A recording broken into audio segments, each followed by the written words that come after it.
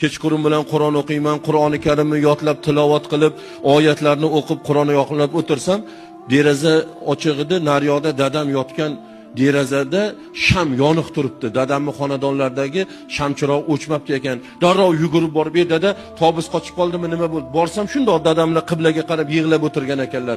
Dada, tobus qochib qoldimi? Mazzaz bo'lmayaptimi? Nimaga yotmayapsiz? Nega uxlamayapsiz? Mazzaz bo'lmayaptimi desam, bolam, baraka topkur bolam, siz Qur'on o'qib o'tiribsiz. Qur'oni Karimning oyatlari meni quloqimga eshitilib turibdi. Men Qur'oni Karimni eshitib turib, qanday qilib oyog'imni uzatib yotishim kerak? Bu Xudoga beodoblik emasmi? deb menga haligini qilib. Voy kechiring, men bilmay qolman dadajon, uzr deb uzr-ma'zurlar. Qarang, insonlar Qur'oni Karimni qanaqa hurmat qilgan? Qanaqa e'zozlagan Qur'oni Karimni? Hozirchi hozir shunaqa hurmat bormi? Buni hurmat qilayotganlar bor va shu hurmati uchun Xudo tomonidan hurmatga ega bo'ladi.